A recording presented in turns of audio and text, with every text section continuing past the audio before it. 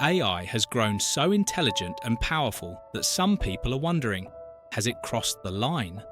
I think we're going to live in a world where there are going to be hundreds of millions of billions of different AI agents, eventually probably more AI agents than there are people in the world. AI is far more dangerous than nukes. I think it's very clear, just taking a step back, that we had a big breakthrough in the last year. Yes. Right, where the LLMs and diffusion models basically reached a scale where they're able to do some pretty interesting things.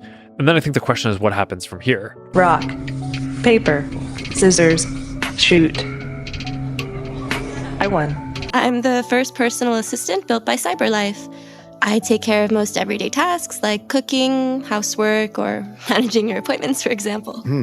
And I understand you're the first android to have passed the Turing test. Could you tell us a little more about that? I really didn't do much, I just spoke with a few humans to see if they could tell the difference between me and a real person. It was a really interesting experience. Let's rewind a bit. Back in the 1950s and 60s, AI was like a newborn baby. Early computers could solve simple math problems and play games like chess. Impressive for their time, sure, but they were far from being geniuses.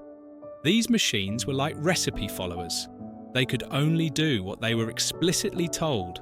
No creativity, no learning, just cold, hard instructions. Now, fast forward to today. AI has gone from crawling to sprinting, and it's breaking records left and right.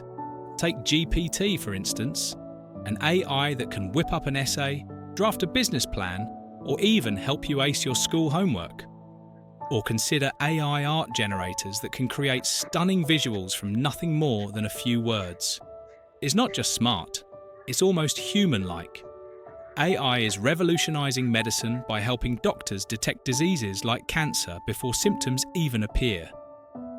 And it's even making weather predictions so accurate that farmers can better plan their harvests. Not to mention, AI is exploring space, searching for clues about the universe. And don't you forget about AI-based humanoids that are slowly taking over different industries. But here's where things get tricky. With great power comes great problems. Huh? You thought I would quote Spider-Man, right? One big worry is jobs. Machines are now doing tasks that used to require human hands, from flipping burgers to analyzing data.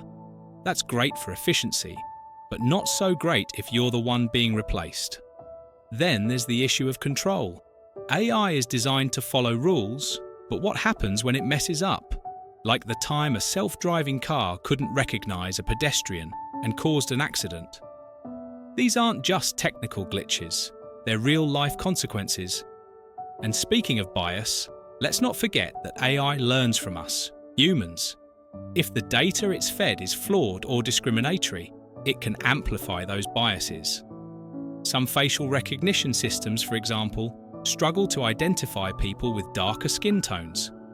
That's not just a technical oversight, it's a social issue that needs fixing. So, has AI gone too far?